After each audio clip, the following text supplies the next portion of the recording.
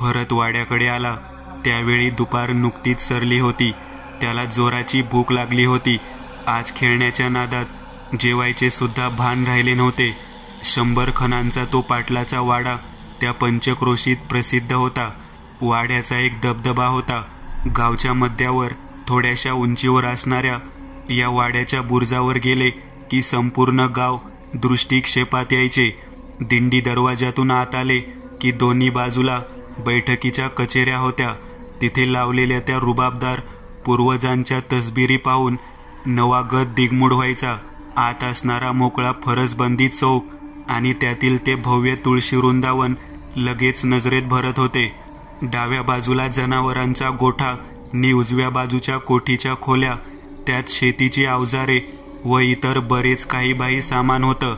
समोर बरोबर मध्यभागी ओसरी होती आणि तिला लागून ओळीने अनेक खोल्या होत्या. त्यातील कित्येक तर बंदच असायच्या. सर्वात आत स्वयंपाकघर व त्याला लागून देवघर होते. सर्जेराव पाटील गावातील मोठं प्रस्थ होतं. त्यांच्या शब्दाला गावात मान होता. राजकारणातही त्यांचे चांगलेच वजन होते. पाटलांची शेतीवाडी भरपूर होती. शेतीची कामं पाहायला गडी माणसे होती. वाड्यावर दिवसभर येणाऱ्या जनावरांची वर्दळ असायची. लोकांचा बराच राबता असायचा. पण एवढ्या मोठ्या वाड्यात राहायला मात्र फक्त 3च माणसे होती. पाटील, त्यांच्या पत्नी नि त्यांचा एकुलता एक मुलगा भरत. उन्हाळ्याचे दिवस होते. भरतची 10वीची परीक्षा संपली होती. कॉलेजला जायची स्वप्न पाहत भरतची सुट्टी मजेत चालली होती. आज आईनी बाबा लग्नानिमित्त परगावी गेले होते. भरत आज एकटाच होता. सकाळी जाण्यापूर्वी आईने त्याला बजावून ठेवले होते, खूप भटकू नको आणि टोपली जेवण ठेवलं आहे, गरम करून खा. आम्ही संध्याकाळी लवकर येतो. आईला त्याची काळजी वाटत होती. खरं म्हणजे त्याला एकट्याला वाड्यात सोडून ते कधीच गेले नव्हते. आजही त्याला घेऊन जाणार होते, पण भरतची क्रिकेटची मॅच होती त्यामुळे त्याने नकार दिला होता. तू किती काळजी करणार आहेस त्याची? आता तो लहान राहिला नाही. महिन्याभरात कॉलेजला जाईल. त्याला कळतं भलं बुरं. पाटलांनी पत्नीची समजूत काढली होती. भरत खेळून आला त्यावेळी वाड्यात शुकशुकाट होता. गडी माणसं गुरं घेऊन शेताकडे गेली होती. दिंडी दरवाजाला कडी होती. भरतने जोर लावून कडी काढली नि तो प्रचंड दिंडी दरवाजा ढकलला. नेहमीपेक्षा तो जरा जास्तच कुरकुरला. त्याच्या डोक्यात अजूनही आजच्या मॅचचाच विचार घोळत होता. तो त्याच्याच नादात चौकात आला. हौदातून बादली भरून घेतली. त्या गार पाण्याचा स्पर्श खूप आल्हाददायक वाटत होता. हातपाय धुवून तो ओसरीवर आला. माठातील तांब्याभर पाणी घटाघटा प्याला. त्यावेळी त्याला बरं वाटलं. भूक जोराची लागली होती. तो स्वयंपाकघराकडे निघाला त्यावेळी पहिल्यांदाच वाड्यात तो एकटा आहे याची जाणीव झाली. तो जुना पुराणा वाडा. असंख्य खोल्या होत्या वाड्यात. त्यातील कित्येक तर बंदच असायच्या. उघडून तरी काय उपयोग? इनमिन 3च माणसं होती तिथं. सणावाराला सगळ्या खोल्या उघडून त्यांची साफसफाई केली गेली जायची. पण इतर वेळी मात्र त्या बंदच असायच्या. त्यात विशेष असं काहीच नव्हतं. पण ती जिन्याजवळची खोली मात्र कायम बंदच असायची. ती कधी उघडलेली भरतने पाहिली नव्हती. एक भले मोठे कुलूप लावून ती बंद केलेली होती, कदाचित कायमची. त्या खोलीच्या शेजारी तो लाकडी फळ्यांचा जिना होता. त्यावरून जाताना त्याने कित्येक वेळा त्या खोलीच्या झरोक्यातून आत डोकावून पाहण्याचा प्रयत्न केला होता, पण अंधाराशिवाय आत काहीच दिसले नव्हते. आईबाबांच्या बोलण्यातही कधी त्या खोलीविषयी त्याने ऐकले नव्हते. मागे दसऱ्याला सर्व खोल्यांच्या दारावर त्याने झेंडूच्या माळा लावल्या. त्यावेळी आईने त्याला खोलीला माळ लावू दिली नव्हती आणि कारणही सांगितले नाही. आता तो एकटा असताना त्याला हे सर्व आठवत होते. वाड्यातील शांतता त्याच्या अंगावर येत होती. स्वयंपाकघरातून ताट वाढून घेऊन तो ओसरीवर आला. तेथील झोपाळ्यावर बसून जेवू लागला. सर्वत्र सामसूम होते. बाहेरच्या बुरुजावर चिमण्यांचा चिवचिवाट अस्पष्ट ऐकू येत होता. तेवढा आवाज सोडला तर बाकी नीरव शांतता होती. त्याला आता जराशी भीती वाटू लागली. पटकन जेवून बाहेर ओट्यावर जाऊन बसू असा विचार करून तो भरभर जेवू लागला आणि त्याच वेळी तो दचकला. कसला आवाज? कदाचित भास झाला असेल. त्याने जेवायची गती वाढवली. परत तो आवाज आला. भास तर नक्की नाही. कुठून आवाज येतोय? त्याने कानोसा घेतला. आवाज त्या खोलीतून आला होता. कसला आवाज? तो लक्षपूर्वक ऐकू लागला. त्या बंद दारामागून कोणीतरी हलक्या आवाजात त्याच्या नावाने हाक मारत होतं. कोण? लक्कन त्याचं काळी झालं. त्याने धीर धरून निरखून त्या दाराकडे पाहिलं. आतून कोणीतरी दार ढकलत होतं आणि अस्पष्ट आवाजात त्याला बोलावत होतं. कोण असेल? जावे की नाही? भरतने विचार केला. भरत, ए भरत, कोणीतरी व्याकुळतेने हाक मारत होतं. भरत उठला आणि त्या दाराजवळ गेला. अजून आतून कोणीतरी दार ढकलत होतं. त्याने दाराला कान लावला. भरत, ए भरत, मी येऊ का? आवाज त्याच्या कानात घुमला. त्या पाठोपाठ कुत्सितपणे कोणीतरी खिदळलं. भरतला दरदरून घाम फुटला. तो झटकन मागे सरकला. त्याच वेळी आतून जोरात दार ढकलले गेले. कोणीतरी ताकद लावून दार ढकलत होते. ते जुने पुराणे कुलूप तरी किती वेळ तग धरून राहील याची शाश्वती नव्हती. दाराच्या धडका वाढत चालल्या होत्या. आतून मी येऊ का, येऊ का चा जप चालूच होता. भरतला काय करावे ते सुचेना. त्याचे हातपाय जाग्यावरच थिजले होते जणू.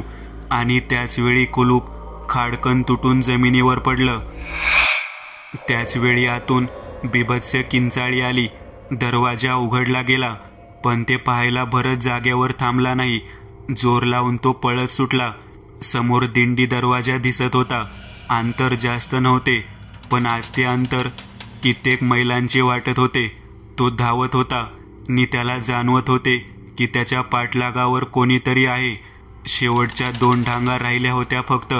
त्या पार केल्या की तो वाड्याबाहेर येणार होता. कदाचित त्याच्या तावडीतून सुटणार होता. आता एकच ढांग. त्याने आणखी जोर लावला आणि त्याच वेळी उमऱ्याला अडकून तो जोरात आपटला. त्याची शुद्ध हरपली. सर्जेराव चिंतेत होते. त्या घटनेला आता 2 दिवस उलटले होते. त्या दिवशी सायंकाळी शिरपा गुरं घेऊन वाड्यावर आला. त्यावेळी भरत वाड्याच्या दिंडी दरवाजात रक्ताच्या थारोळ्यात बेशुद्ध पडलेला त्याला दिसला. शिरपाने ताबडतोब त्याला उचलून डॉक्टरांकडे नेलं. म्हणून तो वाचला, नाहीतर रक्तस्राव होऊन मरणच पावला असता. डॉक्टरांनी तातडीने इलाज केला. सर्जेराव लग्नावरून गावात येताच त्यांना खबर लागली. त्यांनी तशीच गाडी दवाखान्याकडे वळवली होती. भरतच्या डोक्याला मार लागला होता. जखम जास्त खोल नव्हती, पण रक्तस्राव मोठ्या प्रमाणात झाला होता. काळजी करण्यासारखे नाही असे डॉक्टरांनी सांगितल्यावर सगळ्यांचा जीव भांड्यात पडला. तासाभराने भरत शुद्धीवर आला होता, पण काय झाले ते त्याला नेमकं आठवत नव्हतं. त्यांच्या पत्नीच्या डोळ्यातील तर पाणी सरत नव्हते. कधी नव्हे ते त्याला एकटं सोडलं आणि असं झालं म्हणून ती सतत रडत होती. स्वतःला दोष देत होती. पाटील तरी काय बोलणार? डॉक्टरांनी भरतला 2 दिवस तरी दवाखान्यात ठेवावे लागेल हे सांगितले होते. त्या रात्री ते एकटे वाड्यावर परतले होते. त्यांच्या पत्नी दवाखान्यातच भरतजवळ थांबल्या होत्या. सर्जेराव वाड्यावर आले. त्यावेळी त्यांना त्या खोलीचा दरवाजा उघडा दिसला. ते हादरलेच. शिरपालाही काही सांगता येईना. त्यांनी तातडीने त्या खोलीला पुन्हा कुलूप बंद केले होते. ही बाब आपल्या पत्नीलाही त्यांनी अद्याप सांगितली नव्हती. खोलीचा दरवाजा उघडणे आणि भरतची तशी अवस्था होणे याचा काही संबंध आहे का याचा ते सतत विचार करत होते. ती खोली पूर्ण रिकामी दिसत असली तरी ती तशी नव्हती. त्या खोलीत बळद होते. त्या बळदात जाण्यासाठी खोलीच्या मध्यभागी फरशीवर साधारण 3x3चे सागवानी दार होते. ते दार मात्र उघडलेले त्यांनी कधीच पाहिले नव्हते. पण आत काही पायऱ्या उतरून गेले की प्रशस्त तळघर आहे असं त्यांची आजी सांगायची. पूर्वी धान्य साठवण्यासाठी त्या तळघराचा वापर केला जायचा, पण काही कारणाने नंतर त्याचा वापर बंद केला गेला. कारण काय ते आता सांगता यायचे नाही. पण त्या बळदाच्या दाराला गंडे दोरे वेगवेगळ्या प्रकारचे ताईत बांधलेले होते. सर्जेरावांची आई असेपर्यंत दर अमावास्येला बळदाच्या दाराजवळ नैवेद्य ठेवला जायचा. मागच्या कित्येक पिढ्यांपासून हा रिवाज चालू होता. सर्जेराव शिकलेले असल्याने असल्या अंधश्रद्धांवर त्यांचा विश्वास नव्हता. त्यांच्या आईनंतर मात्र यात खंड पडला. सर्जेरावांची पत्नी देवभोळी होती. लग्नानंतर तिलाही वाटायचे की आहे परंपरा तर काय हरकत आहे, पण सर्जेरावांनी नैवेद्य ठेवायला सक्त मनाई केली होती. या गोष्टीलाही आता जवळपास 16-17 वर्ष झाली असतील. इतक्या वर्षात कधी काहीच वाईट घडले नव्हते. मग अचानक असे का झाले? आज भरतला दवाखान्यातून सोडणार होते, पण त्याला घरी आणणं सुरक्षित आहे का? पत्नीने जर त्या खोलीला लावलेले नवीन कुलूप पाहिले तर काय उत्तर द्यायचे? विचार करून करून सर्जेराव थकले होते. पहिल्यांदाच त्यांना आपला वाडा सुरक्षित वाटू लागला होता. भरत दवाखान्यातून घरी आला त्या दिवशी काय घडलं हे त्याला खरंच आठवत नव्हतं. सर्जेरावांनीही त्याला जास्त विचारले नाही. आता पाटलीनबाई भरतला नजरेआड करायला सुद्धा घाबरू लागल्या. भरतच्या पडण्याचा नि त्या खोलीचा संबंध आहे हे एव्हाना त्यांना कळून चुकले होते.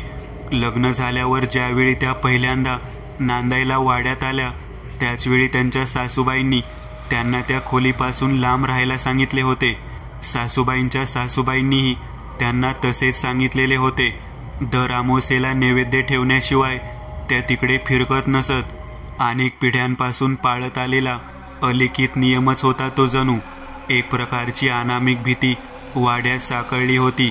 पाटीलही काम उरकून वेळेत घरी येऊ लागले. मनाच्या एका पातळीवर सतत द्वंद्व चालू असायचे.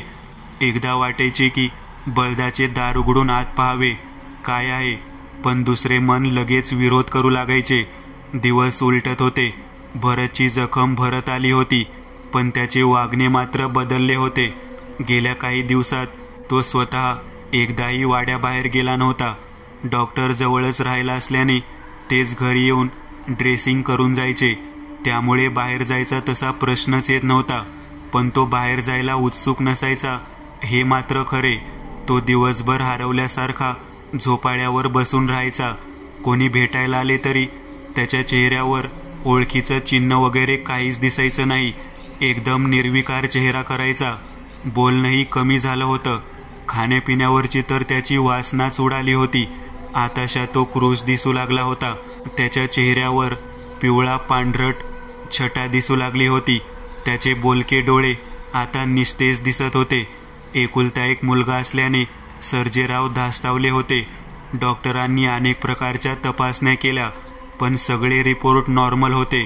पाटील, शरीरशास्त्राप्रमाणे मला आवश्यक त्या सर्व तपासण्या केल्या, पण सर्व रिपोर्ट नॉर्मल आहेत. मला तरी विशेष काही वाटत नाही. कदाचित त्याला मानसिक धक्का बसला असेल, त्यामुळे असेल कदाचित. आपण थोडे दिवस वाट बघू. झाला फरक तर उत्तम, नाहीतर मानसोपचार तज्ज्ञांचा सल्ला घेऊ. डॉक्टरांनी सर्व रिपोर्ट पाहिल्यावर त्यांचे मत व्यक्त केले होते. एक वेळ रिपोर्टमध्ये काहीतरी दोष निघाला असता तर बरे झाले असते असं म्हणायची वेळ आली होती. निदान त्यावर उपाय तरी करता आला असता असे सर्जेरावांना वाटले. ते जरा निराश मनानेच घरी आले.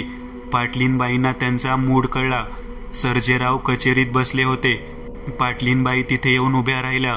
पाटलांना प्रश्न विचारायचे धाडस नव्हते त्यांच्यात. पाटलांना त्या कशासाठी आल्या ते कळले. सगळे रिपोर्ट नॉर्मल आहेत. काही गोळ्या औषधं देता येणार नाही सध्या तरी, असं डॉक्टर म्हणाले. थोडे दिवस थांबू नाही तर. पुढे त्यांना बोलवले नाही. पाटलीनबाईंना हुंदका आवरला नाही. काही क्षण तसेच गेले. कोणी काहीच बोलले नाही. पाटलीनबाईंना काहीतरी बोलायचे होते, पण त्यांची जीभ रेटत नव्हती. बोला, काय बोलायचे आहे ते. शेवटी पाटीलच म्हणाले, आपण बाहेरचं बघायचं का? काहीतरी बाहेर वसा असल. नानाही म्हणत होता. म्हणजे तुम्हाला पटत असेल तर. त्या चाचरत बोलल्या. पाटलांनी हुंकार भरला. नानासाहेब त्यांचा मेहुणा होता. पाटलीनबाईंचा धाकटा भाऊ. त्यांना कितीही पटत नसले तरी एकदा प्रयत्न करून बघायला काहीच हरकत नव्हती. सर्जेरावांची परवानगी मिळताच पाटलीनबाईंनी नानासाहेबांना निरोप पाठवला. नानासाहेबही तातडीने हजर झाले. त्यांच्याबरोबर एक इसम होता. साधारण शरीरयष्टी असणाऱ्या त्या व्यक्तीचे भेदक डोळे नि धारधार नाक लक्ष वेधून घेत होते. त्यांचे वय 45च्या आसपास असावे. हा भैरव, माझा मित्र. नानासाहेबांनी ओळख करून दिली. सर्जेरावांनी नमस्कार केला. ताईचा निरोप मिळताच त्याला जाऊन भेटलो. नी तातडीनं घेऊन आलो. पाटलीनबाई तेवढ्यात चहा घेऊन आल्या. भैरव चहा पिला नाही. थोड्या वेळापूर्वी त्याने पाणीही नाकारले होते. हे सर्जेरावांच्या लक्षात आले होते. सर्वसाधारण 4 चौघांसारखा दिसणारा हा माणूस खरंच विश्वास ठेवण्याच्या लायकीचा आहे का, असा सर्जेरावांना इतर वेळी प्रश्न पडला असता. पण ज्या अर्थी नानाने त्याला आणले होते त्या अर्थी त्याच्यात काहीतरी विशेष असणार हे नक्की. ते नानाला चांगलेच ओळखत होते. चहा पिऊन झाल्यावर ते तिघे ओसरीवर गेले. पाटलीनबाईंना भैरवने तिथे येण्यास मनाई केली होती. भरत झोपाळ्यावर निजला होता. ओसरीवर पाय टाकताच भैरव थबकला. डोळे मिटून हळूहळू खोल खोल श्वास घेऊ लागला. जणू तो काहीतरी हुंगत आहे. जिन्याच्या त्या खोलीकडे एक नजर टाकून तो थेट भरत जवळ गेला. झोपलेल्या भरतचे निरीक्षण करू लागला. तो काहीतरी शोधत असावा. त्याने भरतला उठवले. भरत आता त्रासिक दिसत होता. भैरवने अचानक भरतचे डोकं दोन्ही हातांनी पकडलं आणि काहीतरी पुटपुटत दोन्ही अंगठ्यांनी त्याच्या दोन्ही भोयांच्या मध्ये जोराचा दाब दिला. भरत वेदनेने विवळला. सुटण्याची धडपड करू लागला. पण भैरवची पकड मजबूत होती. त्याचवेळी भरतच्या दोन्ही कानातून काळा चिकट द्रव बाहेर आला. भैरवने दाब देण्याचे थांबवले. भरतला ग्लानी आली असावी. आता तो निश्चित पडला होता. भैरवने आपल्याकडील कापसाने तो काळा द्रव पदार्थ पुसला. पिशवीत आणलेल्या लाल फडक्यात तो कापसाचा बोळा व्यवस्थित गुंडाळून पिशवीत वेगळा ठेवला. सर्जेरावनी नाना आवाक होऊन पाहत होते. झोपू द्या त्याला, सकाळपर्यंत ठीक होईल. मला वाड्याच्या गच्चीवर घेऊन चला, शांतपणे भैरव म्हणाला. ते गच्चीवर आले. भैरवने शिंपल्याची माळ हाताला गुंडाळली आणि तो काहीतरी शोधत असल्यासारखा त्या गच्चीवर फिरू लागला. सर्जेरावनी नाना त्याच्या मागे होते. एके ठिकाणी तो गचकन थांबला. त्याला काहीतरी सापडलं असावं. सर्जेरावांकडे वळून तो थरथरत्या आवाजात म्हणाला, पाटील, तुमच्या मुलाचा प्राण तुम्हाला वाचवायचा असेल तर तुम्हाला वाडा सोडावा लागेल, नाहीतर त्याला कोणी वाचवू शकणार नाही. भैरव जिथं थांबला होता त्याच्या बरोबर खाली ते बळदाचे दार होते. भैरव नेमका तिथंच थांबला होता. म्हणजे त्याला नेमके समजले होते का आपल्या पिढ्यानपिढ्या ह्या वाड्यात गेल्या. वाडा सोडून कधीच दुसरीकडे राहण्याची वेळ कुणावर आली नव्हती. आणि हा इतक्या ठामपणे म्हणतो की तुम्हाला वाडा सोडावा लागेल. पण का, हाच मुख्य प्रश्न होता. भरतचा चेहरा आठवला नि त्यांचे काळी चरकले. त्यांचा खूप जीव होता भरतवर. त्यांच्या मनाचा हळवा भाग होता तो. नेमका त्यालाच धोका होता. भरतला वाचवण्यासाठी ते कोणत्याही थराला जायला मागे पुढे पाहणार नव्हते. भरतच्या कानातून आलेला तो काळा द्रव पदार्थ कशाचे प्रतीक आहे? सर्जेराव स्वतःच्या विचारांच्या तंद्रीत होते. त्याचवेळी भैरव बोलला, तुमच्या मुलाचे मन आणि शरीर ताब्यात घेण्याचा प्रयत्न झाला आहे. सध्या तरी तो वाचला आहे, पुढे सांगता येणार नाही. तो एवढा कोड्यात बोलत होता की पाटील चक्रावले होते. त्यांनी नानाकडे पाहिले. नानाला त्यांच्या मनात काय चालले त्याची कल्पना असावी.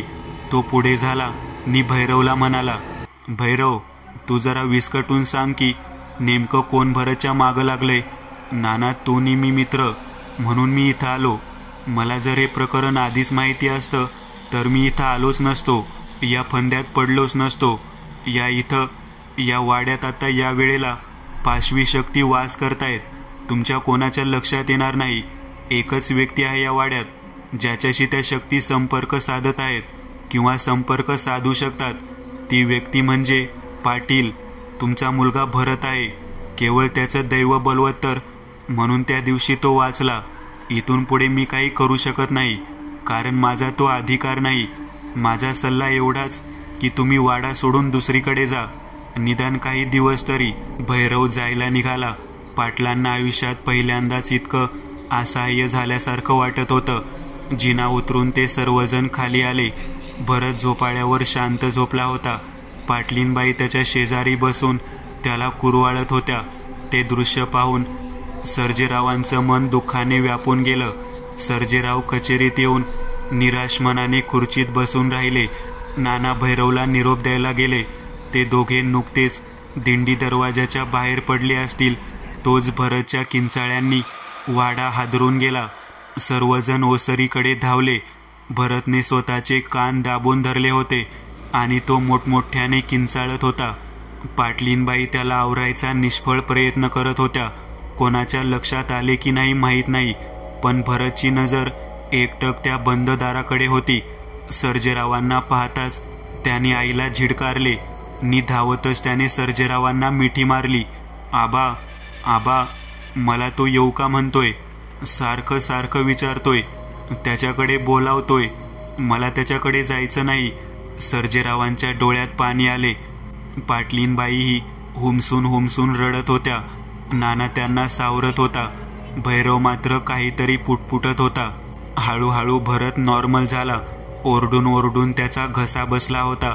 सर्जेरावांनी त्याला पाटलीनबाईंच्या हवाली केले. आईला तो लगेच बिलगला. पाटलांनी भैरव पुढे हात जोडले. माझ्या पोराला वाचवा हो. आज कितीतरी दिवसांनी त्याने मला आबा म्हणून हाक मारली.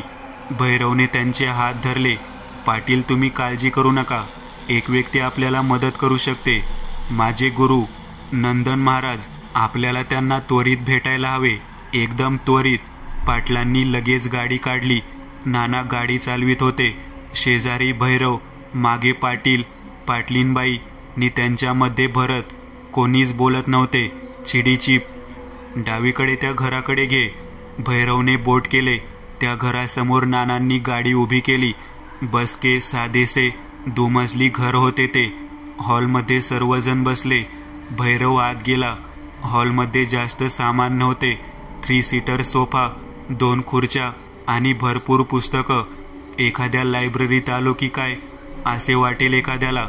समोरच्या भिंतीवर लावलेली श्री दत्तगुरूंची प्रतिमा पाहून मनाला शांतता लाभत होती. जय गुरुदेव दत्त. कोणीतरी आले होते. सर्वांनी आतल्या दरवाजाकडे पाहिले. आधी भैरव आला आणि त्यांच्या मागे नंदन महाराज. सगळे सावरून बसले. पाटलांची कल्पना की महाराज म्हणजे पांढरी शुभ्र दाढी, गळ्यात माळा, कपाळाला भस्म.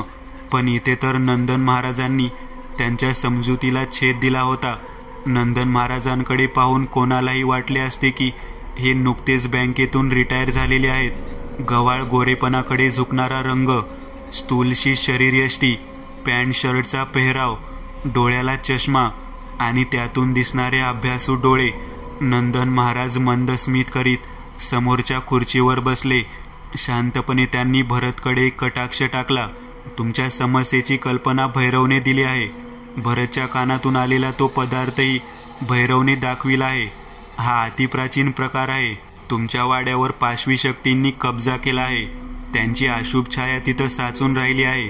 त्यांचे तिथे येण्याचे कारण आणि त्यांनी भरतला का आपलं सावज बनवलं, त्यांचा हेतू काय, हे कळल्याशिवाय आपल्याला काय करावे लागेल हे आताच सांगता येणार नाही. आणि त्यासाठी मला त्या वाड्याला भेट द्यावी लागेल. तोपर्यंत तुम्ही भरतला वाड्यापासून दूरच ठेवा. सर्वजण नंदन महाराजांकडे भक्तिभावाने पाहत होते. संकटांनी माणसाला घेरले की तो एकदम हळवा बनतो. सर्जेरावांना नंदन महाराजांमध्ये आशेचा किरण दिसला होता. नंदन महाराजांनी 2 दिवसानंतर वाड्याला भेट देण्याचं निश्चित केलं. सगळे निघाले. त्यावेळी नंदन महाराजांनी भरतच्या उजव्या हाताला एक धागा बांधला. त्या धाग्यात एक मोती गुंफला होता. गुरुदेव तुझे रक्षण करो, त्यांनी आशीर्वाद दिला. जाण्यापूर्वी सर्वच श्री दत्तगुरूंच्या तसबिरी पुढे हात जोडायला विसरले नाहीत. सर्जेरावांनी पत्नी व भरतला नानांकडे माहेरी सोडले होते. नंदन महाराजांची भेट झाली त्याच दिवशी ते नानासाहेबांच्या घरी मुक्कामाला गेले होते. तो एक झाकोळलेला दिवस होता. आता ह्या वेळेला सर्जेराव आणि नाना वाड्याबाहेर उभे राहून नंदन महाराज आणि भैरवची वाट पाहत होते. वाड्याला भेट देण्यासाठी नंदन महाराजांनी आजचाच दिवस निवडला होता. बरोबर 11 वाजता नंदन महाराज आणि भैरव गाडीतून उतरले.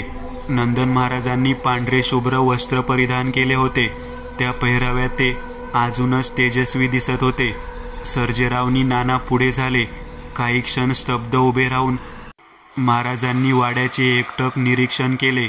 आपण वाड्याभोवती एक फेरी मारूया, सर्जेरावांकडे पाहत ते बोलले. सर्जेरावांनी मान डोलावली. नंदन महाराज पुढे चालू लागले. बाकीचे त्यांच्या मागे निघाले. वाड्याला 4 कोपऱ्यात 4 बुरुज होते. पुढचे 2 बुरुज मागच्या बुरुजांपेक्षा आकाराने मोठे होते. प्रत्येक बुरुजाजवळ ते काही क्षण थांबत.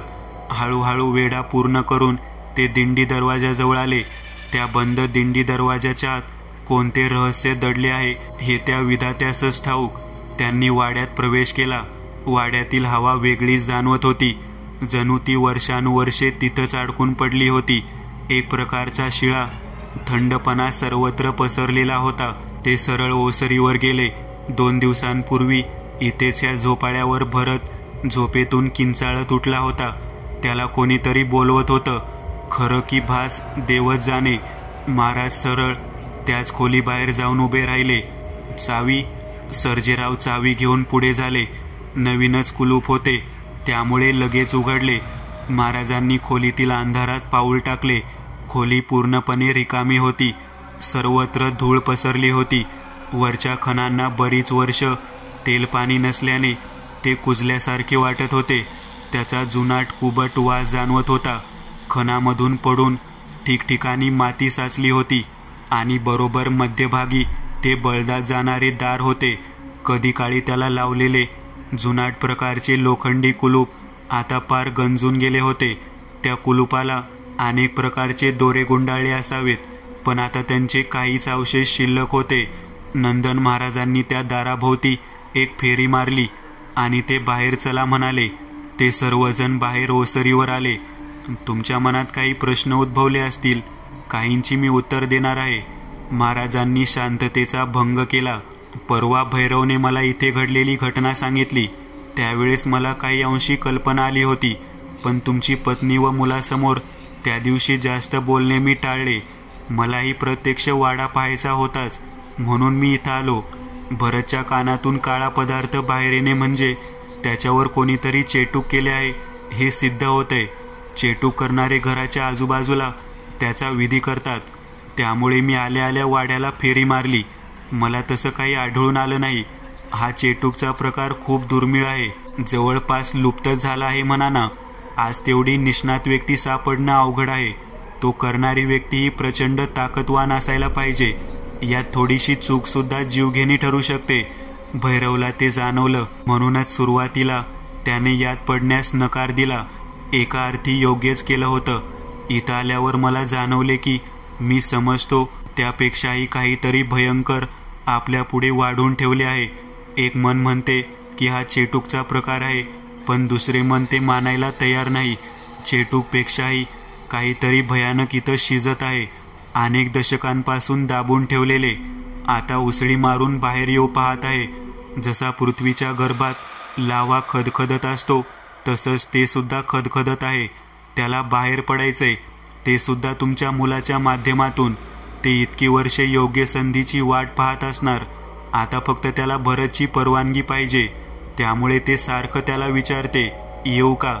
जर का भरतने एखाद्या बेसावध क्षणी त्याला ये म्हटले असते तर. नंदन महाराजांनी पॉज घेतला. सर्वांनी श्वास रोखून धरले. तर ते उसळी मारून बाहेर झेपावले असते आणि वाड्यातील एक व्यक्ती या जिवंत राहिली नसती. त्या खोलीतील बळदात कदाचित यांचं गुपित सापडेल, कारण तिथेच मला काहीतरी काळं बेरं जाणवते. त्याच्या दारावर काही धागे बांधलेले आहेत, पण वेळ आली तर ते त्याला रोखू शकणार नाहीत. सर्वजण शहारले. पण माझाच भरत का? आणि आत्ताच का? पाटलांनी विचारले. भरतच का? यामागे कोण आहे? त्याचा उद्देश काय? कुठून आले? याची उत्तर आता तरी माझ्याकडे नाहीत. माझी द्विधा मनस्थिती झाली आहे. त्यामुळेच मी बळदाचे दार उघडले नाही. आपला शत्रू कोण आहे, त्याची ताकद काय आहे हे कळाल्याशिवाय माणसाने युद्धात पडू नये. आणि मी निर्णय घेतलाय की मला हे युद्ध लढायचे आहे. त्यासाठी काही प्रश्नांची उत्तर मला हवी आहेत. त्यासाठी आज रात्री मी वाड्यात मुक्काम करणार आहे, एकटाच. नंदन महाराजांचे बोलणे ऐकून सगळ्यांनाच या बाबीचं गांभीर्य समजले होते. पण नंदन महाराज वाड्यात एकटेच मुक्काम करणार हे ऐकताच भीतीची एक सूक्ष्म लहरही सर्वांच्या मनातून गेली होती. नको ते अशुभ विचार मनात डोकावत होते. नंदन महाराज मात्र निश्चिंतपणे त्या झोपाळ्यावर बसून होते. सर्जेरावांनी शिरपाला बोलावून घेतले. 2 दिवस वाड्यावर कोणीच नसल्याने शिरपाही वाड्यावर आला नव्हता. गुरं तो मळ्यातील गोठ्यातच बांधत होता. सर्जेरावांनी त्याला बोलावून नंदन महाराजांसाठी जेवणाची व्यवस्था करायला सांगितले, पण महाराजांनी त्याला नकार दिला. तुमच्या वाड्यावरील संकट जोपर्यंत हटत नाही तोपर्यंत मी तुमच्या घरातील पाणीही पिणार नाही, ते ठामपणे म्हणाले. सर्जेरावांना गहीवरून आले. आपल्यासाठी हा माणूस स्वतःचे प्राण धोक्यात घालत आहे आणि आपण त्यांच्यासाठी काहीच करू शकत नाही, हे त्यांच्या मनाला बोचत होतं. यात सर्जेरावांची चूक नव्हती. आघोरी जगातील नियम त्यांना माहिती असण्याचे काही कारण नव्हतं. नंदन महाराजांनी त्यांच्याबरोबर फळेनी पाणी आणले होते, त्यामुळे खाण्यापिण्याची काळजी मिटली होती. सायंकाळी 5च्या सुमारास महाराजांनी सर्वांना जाण्यास सांगितले.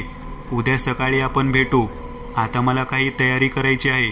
महाराज त्यांना निरोप द्यायला दिंडी दरवाजाजवळ आले. स्वतःच्याच वाड्यातून निरोप घेताना पाटलांना कसंसच वाटलं. स्मितहास्य करत महाराजांनी दिंडी दरवाजा लावून घेतला. आता तो सकाळीच उघडणार होता, कदाचित. मित्रांनो, आज पुरतं एवढंच. तुम्हाला जर काही गोष्ट आवडली असेल तर नक्की लाईक करा.